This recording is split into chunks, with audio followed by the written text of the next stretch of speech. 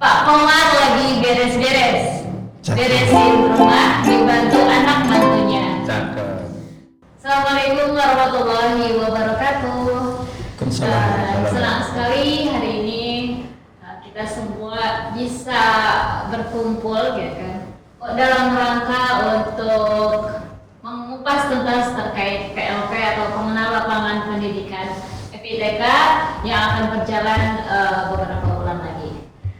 Apa kabar Anda, Kalijaga Muda dan sahabat FITK? Mudah-mudahan teman-teman semua dalam keadaan sehat walafiat.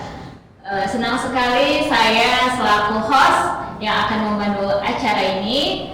Saya Mira Mardiani, dan di tengah-tengah kita sudah hadir dua narasumber hebat, ya.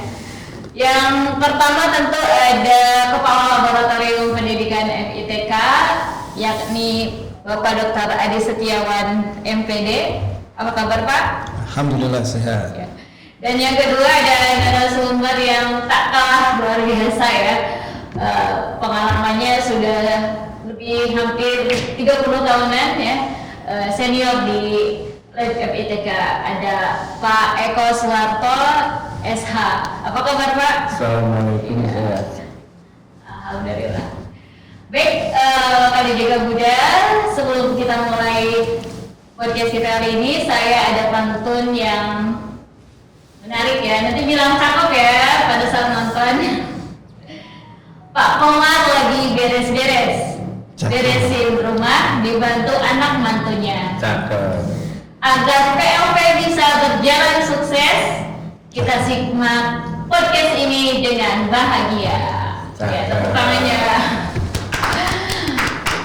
Baik Pak, kita langsung aja kepada Bapak Dr. Adi Setiawan, MPD. Mungkin bisa diceritakan apa peran Lab FITK dalam pengelolaan PLP ini, dan apa saja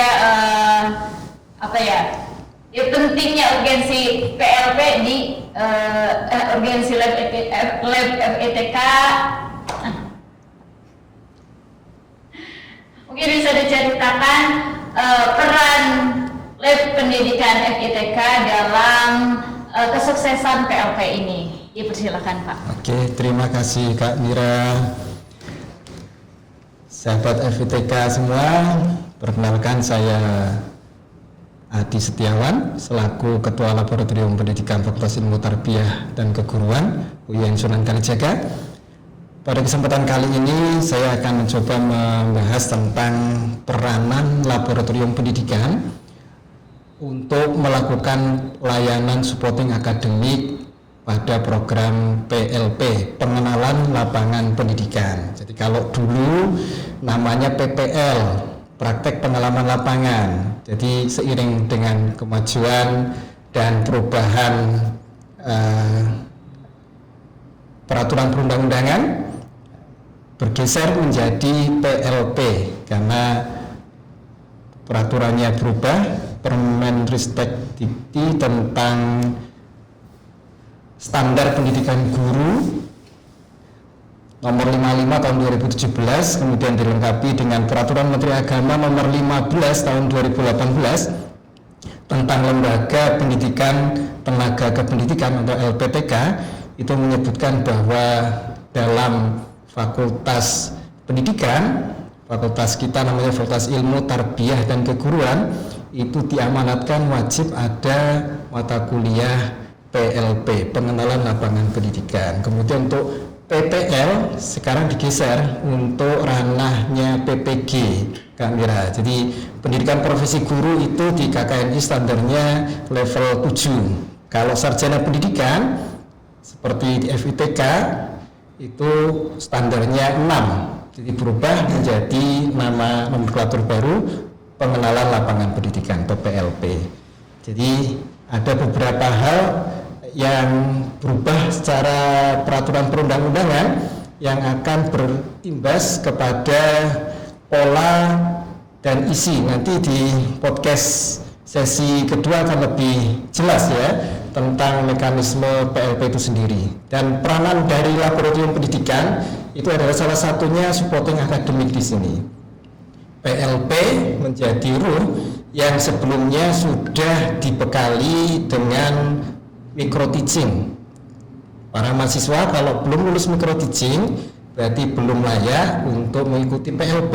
Nah, micro teaching nanti ada dosen pembimbing yang akan mengajari bagaimana sih cara membuka kelas, mengelola kelas, kemudian gimana memantik untuk bisa hidup suasana pengelolaan kelasnya, kemudian penutupan dan lain sebagainya, termasuk dalam perencanaan pembelajaran yang nantinya di PLP itu akan ditagih portofolio dan tentunya tidak dilepas begitu saja. Ada dosen mata kuliah di dalamnya, kemudian didampingi oleh dosen pembimbing lapangan, kemudian didampingi pula oleh guru pamong yang berkompeten. Kita memiliki banyak sekali lokasi mitra dan alhamdulillah ini terbaru ada 28 mahasiswa yang sanggup diterima oleh di sekolah tersebut. Jadi animonya sangat luar biasa ya, sekolah untuk menanti kedatangan para Kalijaga muda dan sahabat FITK tentunya yang sudah lulus micro teaching bersiap diri untuk melakukan praktek atau pengenalan lapangan pendidikan. Ini peran pertama ya di laboratorium pendidikan. Ada juga untuk magister, ada UKL dan field study, uji kompetensi lapangan dan field study. Ini untuk backup, mensupport secara akademik, gimana caranya supaya alumni itu siap untuk menjadi calon dosen, calon peneliti dan seterusnya. Ini di program magister dan program unggulan tentunya mereka yang punya MPD, gelar MPD, gelarnya bukan hanya magister pendidikan, tapi makin percaya diri. Kenapa? Karena sudah memiliki pengalaman praktek mengajar, kemudian sudah memiliki publikasi ilmiah, sudah memiliki pengalaman untuk riset atau penelitian.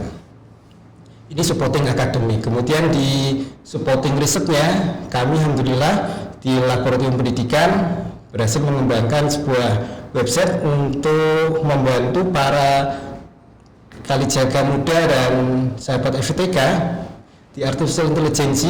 Nanti kami share di ini ya, laman podcast ini. Tentang cara membuat media dengan dibantu oleh artificial intelligence.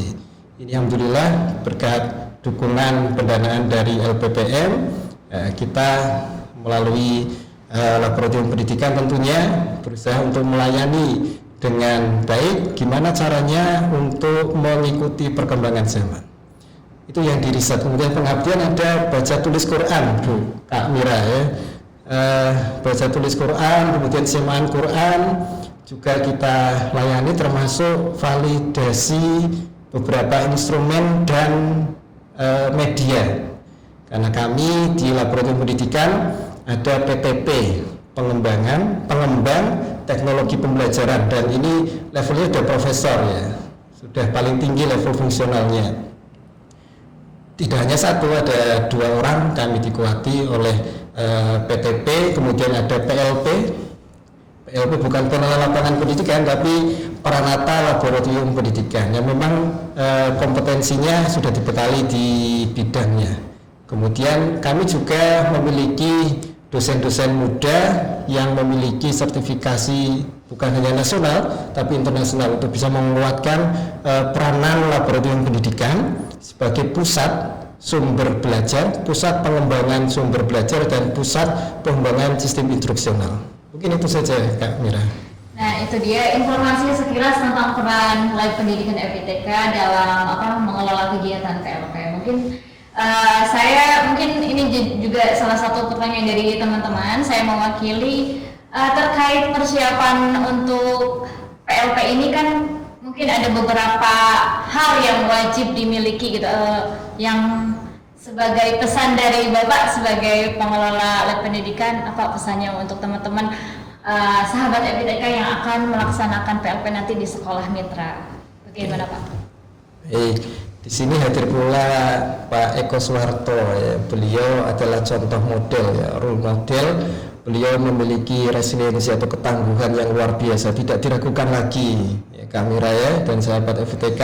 Nanti kita akan gali karena PLP ini termasuk mata kuliah yang bisa menggetarkan atau apa namanya bikin nervous para mahasiswa. Jadi kami bertanggung jawab secara sistem bagaimana caranya supaya generasi ini yang terkenal sebagai generasi apa namanya buah strawberry betul. Buah strawberry itu kan menggemaskan ya, dan generasi Z yang akan bersinggungan dengan generasi alpha itu multi talent, multitasking, bisa ngapa-ngapain hebat semuanya. Cuman saya luka sedikit aja bisa membusuk. Nah, ini yang resiliensinya ini, ketangguhannya ini yang perlu kita coba bekali ya. Dalam instrumen itu tentunya kita harus menghadirkan sosok model yang nyata ya. Nah, nanti kita coba gali. Jadi sekali lagi teman-teman sahabat FITK Sunan Kalijaga Muda, bahwa banyak peserta PLP itu yang lulus mendapatkan pengalaman yang luar biasa karena memiliki ketangguhan hati yang tangguh, yang kuat ya, resiliensi yang kuat. Dan resiliensi ini tentunya bukan didapat dari superhero saja, tapi orang yang punya konsisten, istiqomah, yang memiliki ketangguhan hati, tidak mudah mutung begitu kalau dalam bahasa Jawanya. Mereka sudah terpatri bahwa ini adalah dalam rangka thalabul ilmi, belajar. Gitu mungkin. Itu dari Pak Adi. Bagaimana dengan Pak Eko mungkin yang sudah berpengalaman 30 tahun ya Pak dalam layanan akademik di UIN, kemudian di FITK pada sekarang ini, bisa di-share pengalamannya Pak? Apa yang pesan untuk teman-teman sahabat FITK? Ya, terima kasih Kamila dan Pak Adi sebagai Direktur Lab FITK. Sahabat Muda Kalijaga dan sahabat FITK sekalian, bahwa saya mulai jadi pegawai itu masih dalam jangka waktu 1 tahun itu kita masih honorer ya, 1 tahun. 1993 itu honorer 1 tahun sampai 1994. Mulai jadi pegawai negeri itu tahun 1994 ya, dengan gaji yang sangat minim, bisa saya sebutkan ya, itu sekitar 40.000, dan beras yang masih kurang layak istilahnya, tapi ya bisa dikonsumsi itu sekitar 10 kilo dengan dihargai kurang lebihnya sekitar 10.000 waktu itu. Nah, meskipun sangat minim, tetapi kita tetap semangat ya, dalam melayani dan interaksi dengan mahasiswa. Waktu itu saya sering menyuplai kertas-kertas ya, dulu masih namanya kertas duslah. Duslah itu sangat tipis ya gitu. Dengan mesin ketik belum seperti sekarang ya, sudah ada printer dan sebagainya. Jadi kalau kita mau ngetik apa itu harus di pick dan sebagainya itu. Tetapi kita tetap semangat ya, dengan disiplin yang tinggi, supaya kita betul-betul memberikan manfaat dan memberikan kontribusi pada universitas intansi ini ya, begitu Kamila dan tadi. Kemudian saya ditempatkan di kantor pusat waktu itu di bagian umum, subnya perlengkapan ya. Berlima kami sebagai staf. Pagi kadang-kadang kita belum ada tukang sapu di ruangan ya, kita nyapu. Kadang-kadang kita sekalian menyediakan minum dan sebagainya itu. Meskipun sudah ada yang membuat, kita menyuplai ke meja-meja dari para teman-teman di bagian perlengkapan. Dan setelah itu saya dimutasi ke Puskom ya, sekitar 15 tahun. Kemudian di suplai ke Puskom karena waktu itu baru ada lab ya yang namanya pusat komputer, itu sekitar kurang lebih 5 tahun. Setelah itu baru dipindah ke Fakultas Tarbiyah. Nah, di Fakultas Tarbiyah ini semakin berkembang ya, apalagi di lab ya, jadi tahu interaksi dengan mahasiswa dan sebagainya. Itu dengan mudah kita tetap santun, sopan, dan murah senyum. Itu yang paling pokok. Begitu Kak Mira. Iya, baik. Ya, menarik sekali ya poinnya. Dari pengalaman zaman dulu dan sekarang banyak perubahan ya Pak di UIN, khususnya FITK, banyak perubahan. Tapi keterbatasan dari keadaan itu tidak membuat untuk tidak patah semangat ya Pak ya. Keterbatasan tidak membuat patah semangat, terus berinovasi dan memaksimalkan, memanfaatkan apa yang ada di diri kita. Kemudian Pak Adi, mungkin karena ini kan bukan sesi live, tidak ada komentar atau pertanyaan, mudah-mudahan pertanyaan yang saya utarakan ke Pak Adi selaku Kepala Lab dan Pak Eko juga mudah-mudahan mewakili pertanyaan teman-teman ya. Mungkin nanti kan kita di sekolah mitra itu pasti ada ada aturan ya Pak, yang namanya aturan. Nah, bagaimana kita harus beretika sebagai mahasiswa PLP yang sebagai tamu mungkin ya di sekolah mitra tersebut? Apakah ada ujangan atau nasihat untuk kita mahasiswa PLP? Baik, terima kasih Kak Mira. Jadi ini sekali lagi ya teman-teman, sahabat Kalijaga, sahabat FITK Muda, bahwa nilai kompetensi personal nanti akan kita bantu oleh dosen pembimbing lapangan. Jadi insya Allah kita akan melakukan konseling dengan lokasi sekaligus DPL. Kalau kemarin kita sudah melakukan 2 kali uji publik pedoman dan sistematika serta prosedur PLP, bahwa nantinya teman-teman semua akan dinilai kedisiplinannya, dinilai kerapiannya, tanggung jawabnya, dan seterusnya akan dipantau langsung oleh DPL. Jadi sebelum penerjunan kita benar-benar untuk menjaga bahwa teman-teman mahasiswa itu memiliki standar norma, standar etika yang memang bukan dianggap virus yang merusak ya. Karena nanti di semester ini mayoritas di aliyah dan SMA ya, mereka masa-masa puber ya. Jadi kita mencoba untuk melakukan inovasi bahwa ada sesi di mana kompetensi personal akan kita bantu melalui para dosen pembimbing lapangan yang tentunya teman-teman mahasiswa tidak asing lagi karena mereka dosen di prodi, tiap-tiap prodi yang melakukan PLP. Satu itu. Kemudian yang kedua, teman-teman nanti berkomitmen di kontrak belajar pada saat pertemuan pertama tanggal 2 September sepertinya sudah mulai kuliah nih Kak Mira ya, Pak Eko ya.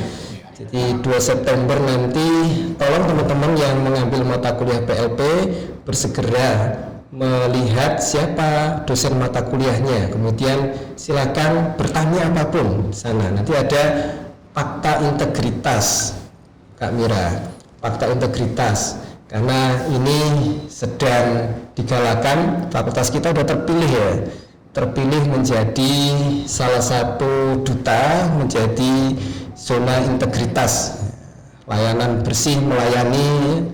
Kita berusaha untuk mewujudkan bersama karena sudah banyak yang unggul. Dari 9 prodi S1 hampir semuanya sudah unggul ya. Kita memiliki banyak sekali prodi, ada magister dan doktor.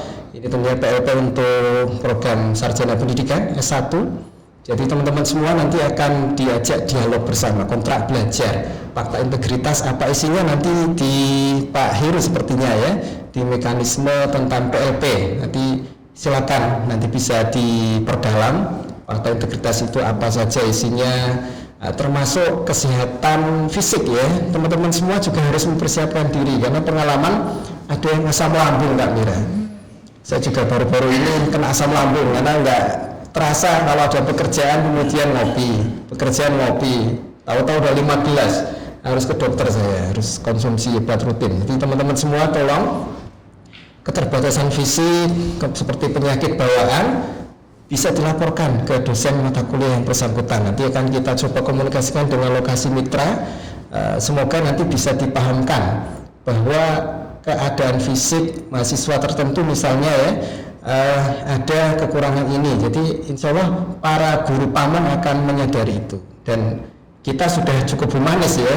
Beberapa kelompok yang terjadi chaos itu biasanya terjadi turbulensi di 2 minggu pertama. Setelah penyerahan mereka agak kolaps itu. Yang ketua sudah merasa super sensitif begitu, ada ngobrol 3 orang, dia baru datang itu, iki mesti ngerasani aku ini. Akhirnya chaos. Kami juga berusaha memediasi itu melalui dosen pembimbing lapangan ya. Apakah ada masalah, ada evaluasi, nanti evaluasi proses kita akan coba secara random ke sekolah madrasah, tentunya yang berpotensi ada konflik begitu, kita datangi, mediasi, dan alhamdulillah sepanjang yang kita layani tidak ada yang sampai rusak atau melakukan hal-hal yang agak aneh, itu tidak ada, alhamdulillah ya. Dan ini patut dijaga, dan memang usaha kita preventif. Sebelum diterjunkan, teman-teman mahasiswa akan diajak kontrak belajar bersama dengan dosen mata kuliah masing-masing, karena nanti dosen mata kuliah yang akan menginput nilai teman-teman semua di sistem informasi akademik, nanti didampingi nilai dari DPL, dosen pembimbing lapangan. Kompetensi personal saya kira menjadi bagian penting, mungkin sampai 70% ya. Bagaimana cara berinteraksi seperti tadi dikatakan Pak Eko ya. Yang penting senyum, ramah, begitu, humble. Semua masalah kan ini. Kalau ada masalah, jangan menjauh, tapi mendekatlah dengan senyum. Begitu. Insya Allah akan nggak perlu rembukan, udah nanti cair sendiri. Ini resep dari Pak Eko yang sudah berpetualang, ya, berinteraksi dengan berbagai macam karakter, ya. Terutama teman-teman ini yang terkenal generasi strawberry ini ya, luka dikit aja membusuk. Ini tolong dikuatkan bahwa Anda sedang thalabul ilmi, sedang mencari ilmu ya, adalah suatu hal yang amat mulia ya. Ada iliyin, ada ketinggian derajat di dalamnya. Kemudian ada latifun, gimana caranya supaya lembut, lemah, lembut, ramah, humble, sopan dan seterusnya ya. Kemudian ain lam mim, mulk, ada kekuasaan. Nanti teman-teman semua kalau sudah merasakan SPD, sarjana pendidikan ya, sarjana penuh doa bisa saja. Bukan derita ya. Ya, SPD sekarang sudah luar biasa. Kemarin saya ditelepon oleh beberapa kolega, Mas Adi ada enggak ini yang siap ngajar di tempat kami gitu. Ya, alhamdulillah dengan koordinasi pimpinan Prodi, ya stoknya tidak hanya satu, banyak, tinggal milih. Jadi stoknya sepertinya tidak ada masa tunggu di Fakultas Ilmu Tarbiyah itu ya. Itu lulus langsung diserap. Bahkan yang belum lulus pun sudah ada yang bekerja begitu. Jadi banyak sekali peluang-peluang jenjang karir di FITK, alumni FITK itu kalau tidak kuliah lagi ya mesti sudah pasti bekerja. Apalagi di pendidikan agama Islam ya, PAI ya. Itu favorit sekali. Satu kursi bisa direbutkan sampai ratusan orang mahasiswa ya. Alhamdulillah. Jadi sekali lagi teman-teman mahasiswa, kompetensi tentang attitude ya, kesopanan, akhlakul karimah ini menjadi bagian penting selain substansi mengajar, pembuatan RPP atau sekarang modul ajar ya. Nanti ada materi kurikulum merdeka. Kalau dulu namanya RPP, sekarang modul ajar. Nanti di sesi berikutnya akan ada mengupas tuntas tentang kurikulum merdeka.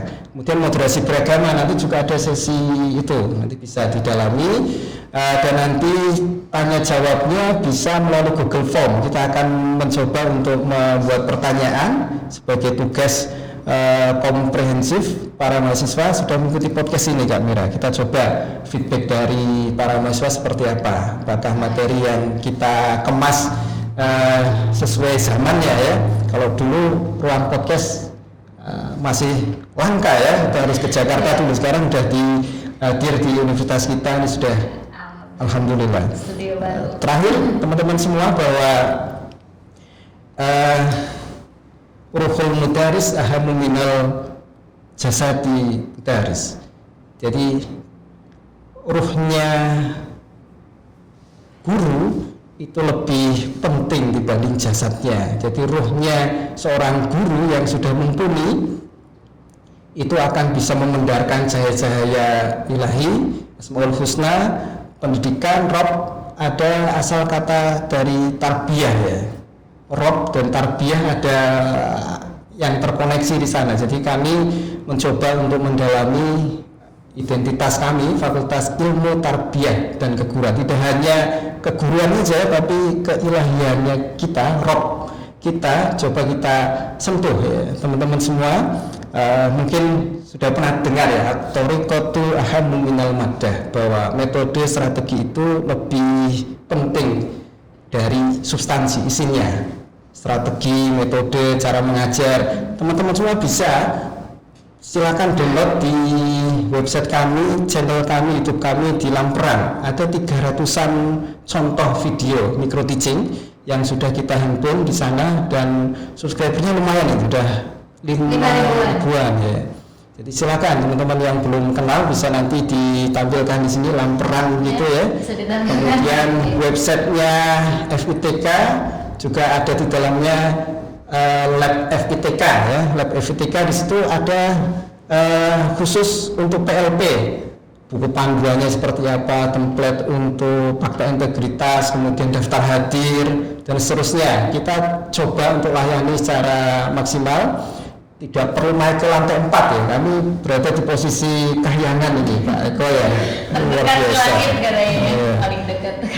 Thariqatu ahammu minal maddah. Jadi metode yang kita pakai memang sudah kita dekatkan seefisien seefektif mungkin. Lab FITK sebagai website sudah di dalamnya ada link-link yang bisa diunduh, monggo kerso teman-teman mahasiswa, termasuk nanti kita akan dampingi di podcast sesi berikutnya ya, gimana caranya supaya ber-PLP itu tidak menegangkan.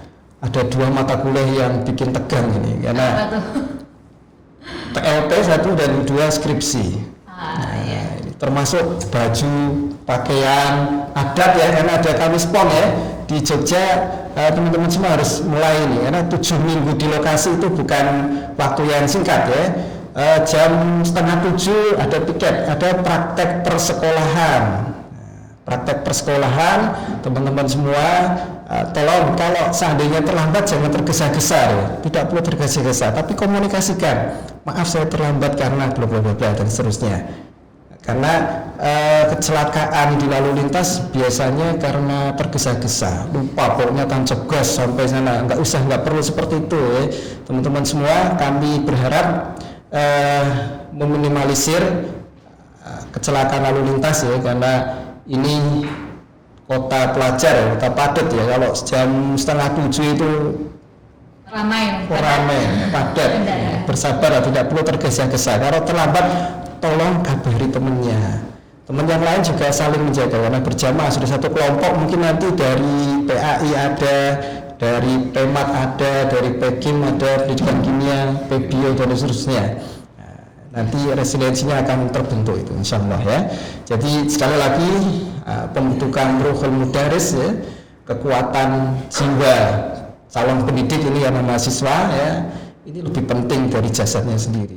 Insya Allah kalau teman-teman semua sudah terbukti untuk menemukan kebahagiaan mengajar ya, ketemu dengan siswa yang senyum begitu, sudah letihnya hilang. Apalagi ilmu, ini ada tebak-tebakan ini Bu Mira, Kak Mira ini. Ini materi apa atau sesuatu yang kalau kita berikan ke orang lain itu tidak mengurangi apa yang kita miliki. Apa Pak Eko? Kalau kita ngasih emas ke seseorang kan emas kita berkurang ya? Iya. Kasih mobil apa lagi? Ini jawabannya Air bukan Pak Eko, hampir, tapi elemen mendasar juga. Ilmu gak bisa kita sentuh ya. Kalau itu bisa disentuh, itu materi. Dunia fisik. Apa ya? Ketika kita ngasih tapi nggak berkurang. Tidak berkurang. Apa ya teman-teman punya tebakan? Oke, kalau ini apa ya? Saya baca ya. Ini apa aja langsung jawabannya? Api kan? Api. Kenapa? Kan simbol cahaya ya. Api, kalau saya punya api, kalau saya bagikan ke Pak Eko, Kak Mira, api yang saya punya tidak berkurang, malah bertambah. Api pengetahuan ya. Cahaya ya. Cahaya, berbagi cahaya. Api itu tidak berkurang zatnya. Ketika saya telah berhasil menyalakan api pengetahuan, api tentang semangat tanggung jawab, tentang kedisiplinan kepada siswa, nanti insya Allah akan menjadi amal jariah, ilmu yang bermanfaat betul.